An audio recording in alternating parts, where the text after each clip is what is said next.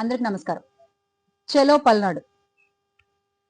ఆనాడు వైఎస్ఆర్ గారు తలపెట్టిన ప్రజా ప్రస్థానం పాదయాత్ర కాంగ్రెస్ అనుమతితోనే జరిగిందా? ఆ తర్వాత జగన్మోహన్ రెడ్డి గారు చేసిన ఓదార్పు యాత్ర కాంగ్రెస్ పార్టీ సమ్మతిస్తేనే జరిగిందా? రేపటి పల్నాడు యాత్ర కూడా అంతే. ప్రజాక్షేమం కోరుకునే ప్రజా నాయకుల్ని ఆ ప్రజల దగ్గరికి వెళ్లకుండా ఎవ్వరూ ఆపలేరు.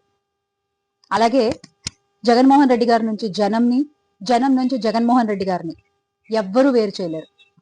జగన్మోహన్ రెడ్డి గారు ఎక్కడికి వెళ్ళినా, అది పరామర్శ కావచ్చు, పార్టీ కార్యక్రమం కావచ్చు, ఇలా సందర్భం ఏదైనా కూడా జగన్మోహన్ రెడ్డి గారు వస్తున్నారు అంటే ఆ ప్రాంతం అంతా జన సంద్రం ఉప్పొంగుతోంది. దీన్ని బట్టి చూస్తే రాష్ట్ర ప్రజలందరూ కూడా జగన్మోహన్ రెడ్డి గారు వెనకాలే ఉన్నారన్న సత్యం పదే పదే బహిర్గతమవుతోంది.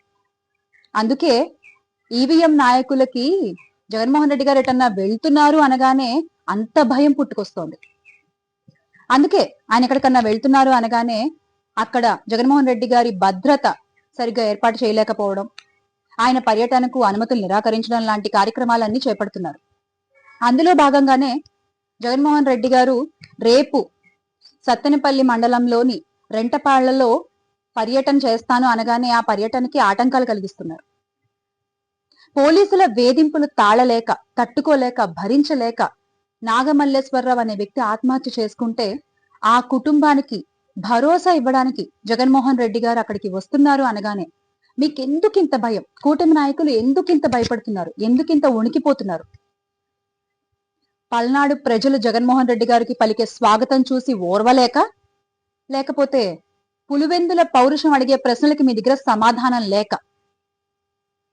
ఏది ఏమైనా కూడా రేపటి జగన్మోహన్ రెడ్డి గారి పల్నాడు పర్యటనని ఎవ్వరూ ఆపలేరు.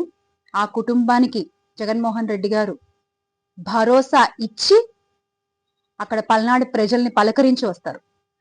Make Andhra great again with Jagan అన్న. జోహార్ వైఎస్ఆర్, జై జగన్.